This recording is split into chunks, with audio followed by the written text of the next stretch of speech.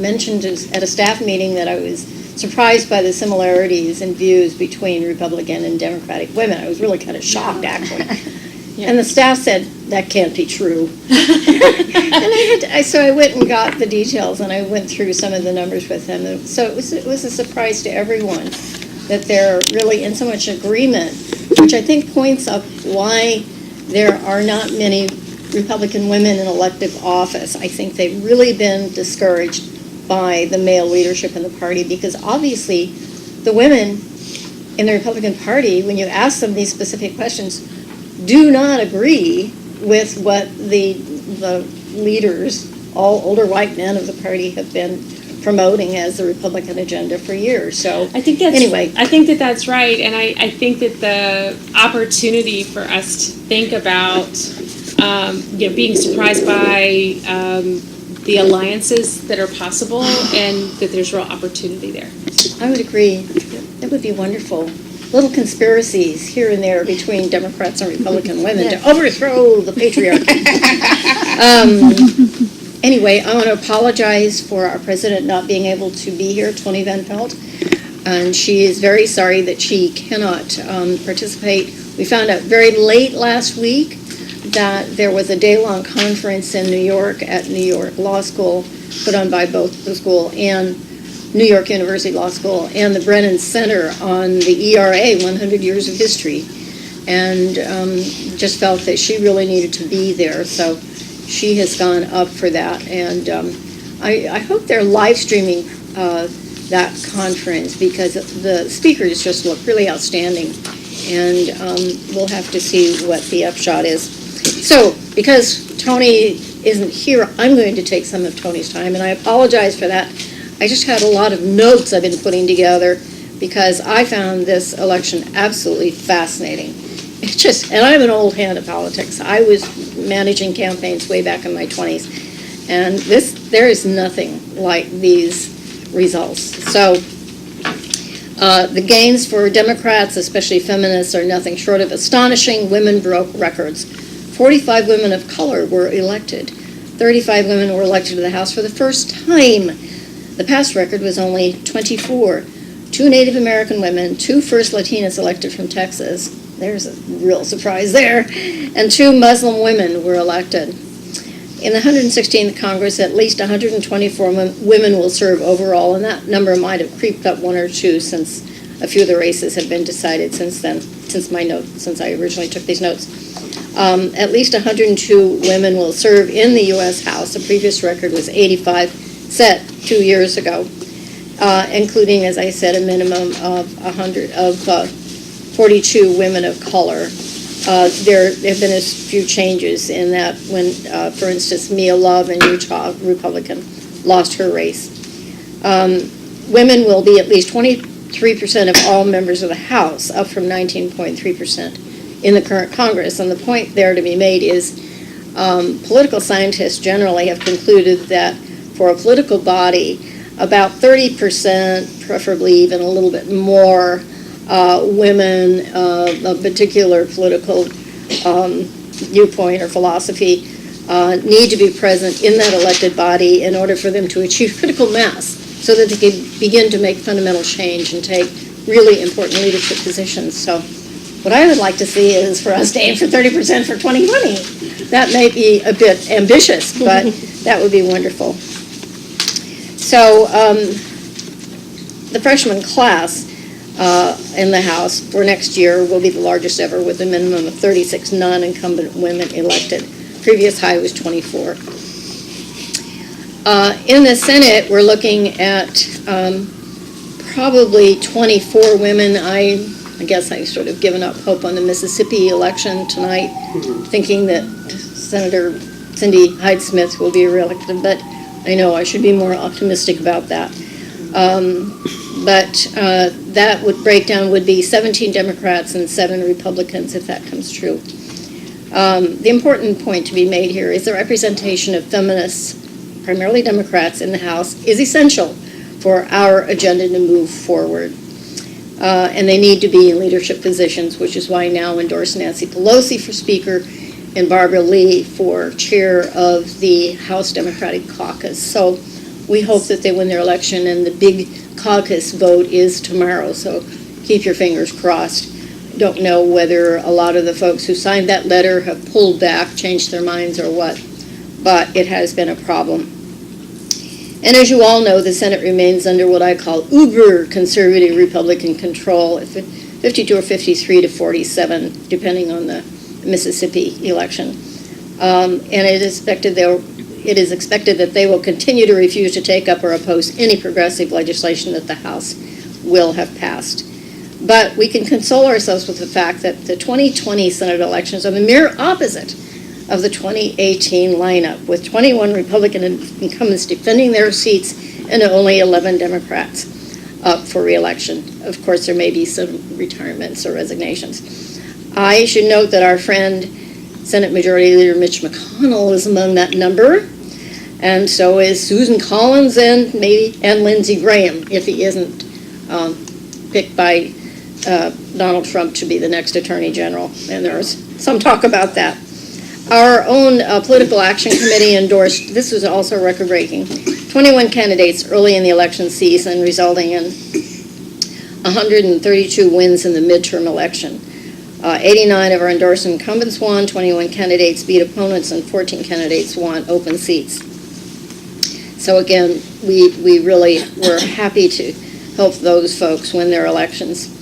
And let's not overlook that 9 women, 6 Democrats, 3 Republicans, will serve as governors in 2019, including 1 woman of color.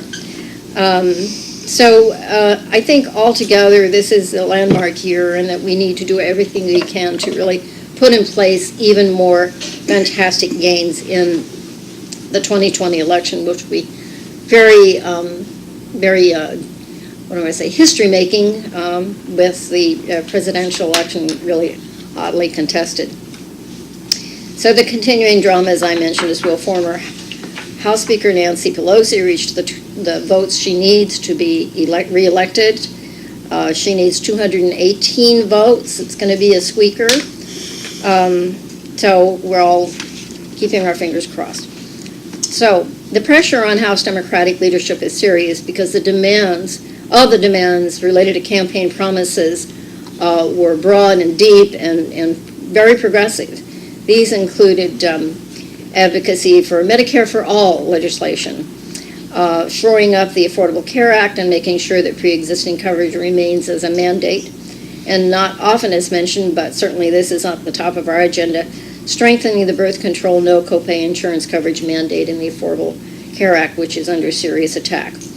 Another very popular issue that was promoted by Democrats was controlling the cost of prescription drugs, and I think that's almost a universal concern because they just keep going up and up and up, and it is a challenge to figure out how to do that. There, of course, is the perennial massive investment in infrastructure projects. Where are we going to find the money for that, since we've had this huge Republican tax cut and now we don't have enough money to pay for our annual federal government outlays. And of course, many of the more progressive individuals are demanding the closing down of the Immigration and Customs Service, and most controversially, impeachment hearings. And the latest that we've heard is that some of the House leadership seems very reluctant to take on impeachment. Of course, everything depends upon what Robert Mueller's report says, but it would certainly dominate the whole 2 years leading into 2020. And we'll have to just wait and see what happens there. I should mention that our staff undertook a listing, and they're still doing it, of many of the very harmful initiatives of the Trump administration Republicans over the past 8 years, and particularly during the last 2 under Trump. And we're still working on that. It's just really extensive, virtually all, and Layla may know more about this, many of the initiatives that the Law Center worked with under Obama to use the executive power to advance progressive measures have been basically repealed or watered down by the Trump administration Republicans. So there are a great many areas where we're going to have to try to recoup ground that we had gained 2 years ago under Obama, and I think this is probably going to take more than the 2 years ahead of us. And I've mentioned some of these already, the pre-existing health conditions coverage, which is facing a Supreme Court case challenging its constitutionality, the birth control coverage mandate, which of course is under attack right now with expansion of religious or moral exemptions.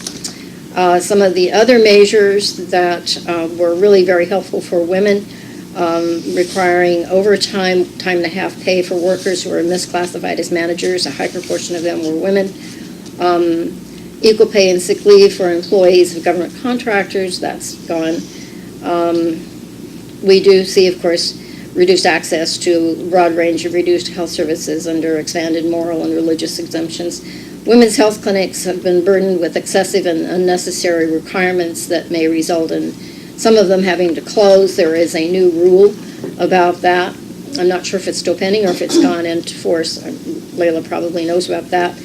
And something that has really bothered us is the proposed rule that basically eviscerates the Obama administration's guidelines on Title IX sexual harassment and assault guidance. And I've actually brought a summary of the many problems with the proposed rule. And we're urging everyone to take, they're on the seat here, take some of this literature and send in your comments about that. I think we've got a very short time period here, although advocates have asked for more time to get that in. Basically, we're losing so many of the protective and supportive provisions of the Obama guidance. And the upshot of the new rule is that a very small slice of students on campuses, only amounting to 13%, may lodge a complaint because every student who lives off campus may not lodge a complaint under Title IX according to this proposed rule. Also, we are seeing that the Me Too legislation that was passed earlier this year has gotten bogged down at the conference level. The Senate, the House acted very quickly. The Senate dragged its feet and finally produced a bill that was very watered down. They didn't want any of their members or staff to have to pay for their settlements out of their own personal funds for people. So it's being slow walked through conference committee, and advocates are trying to get that passed before the end of the year. So I just will very quickly name some of the priorities I believe the Democrats will pursue. First being protecting Special Counsel Robert Mueller's activities, making sure that his reports and documents get released, and that are followed up on by members of Congress. We know that the House Intelligence and House Oversight and Government Reform committees will conduct numerous investigations on a variety of matters that the Republicans have refused to investigate. And by the way, for those of you who are really following the whole Kavanaugh situation closely, Jerry Nadler said that he'll subpoena all of Brett Kavanaugh's 90,000 documents that were blocked by Republicans, so that might be interesting. Some of the other areas that we would like to see added to the Democrats' priority list is raising the federal minimum wage. We definitely want to see the citizenship question on the census not ever appear. We would like, of course, Congress to tackle comprehensive immigration reform, especially targeting the bad initiatives of the Trump administration. And we'd like to see in a repeal or whatever the method might be of addressing the Attorney General's denial of asylum seekers who are fleeing domestic and sexual violence or gang violence, which was one of the core provisions in the Violence Against Women Act. And many other Trump initiatives may be blocked as well, including halting the Saudi purchase of weapons, etc.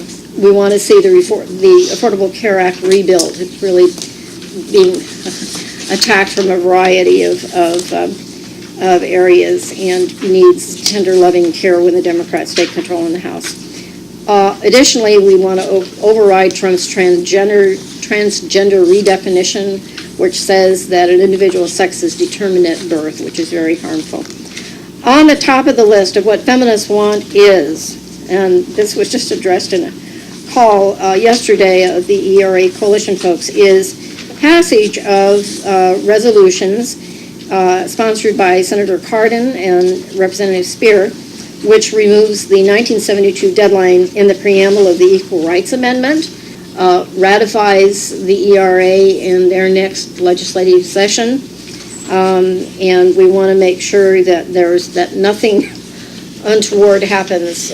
Some of us fear the Republicans may take action to challenge that ratification unless we have the deadlines removed. We'd also like to see the Me Too legislation, which is actually called the Congressional Accountability Act of 1995 Reform Act, adopted if it doesn't pass this year. And there, by the way, is a summary of that, which is, that is passed around, very, very important.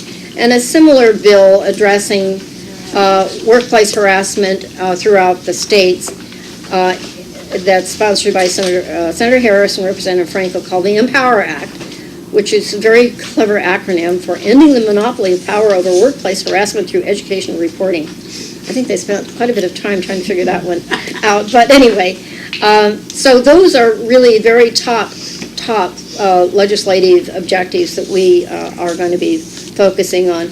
Of course, we've been working for years on, and I'm not going to talk in too much depth about these because I think many of you know about them, is the paid sick leave bill. The National Partnership for Women and Families has done a great job in pulling together and promoting, called the Healthy Families Act, meaning that employers who employ 15 or more employees for each working day during 20 or more weeks a year are permitting each employee to earn at least 1 hour paid sick time for every 30 hours worked, and more detail there, but we definitely want to see that.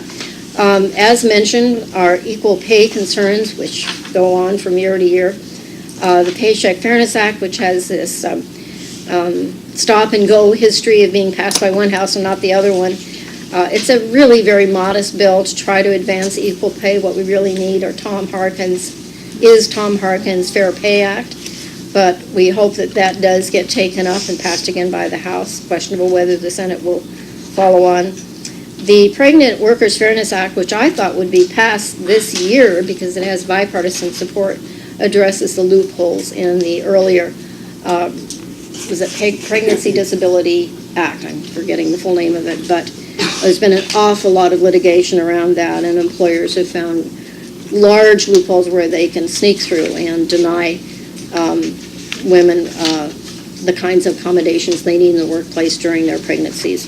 The Each Woman Act also, and Layla will talk about that, equal access to abortion coverage and health insurance. The Women's Health Protection Act, which counters the TRAP laws, the targeted regulation of abortion providers, needling them with all of these very unnecessary requirements for their clinics. To note on the wide support we have for VAWA, the advocates who work in this area decided not to press hard to get their reauthorization of VAWA this year because the Republicans were rumored to be producing a much more conservative bill which cost less and had required fewer services.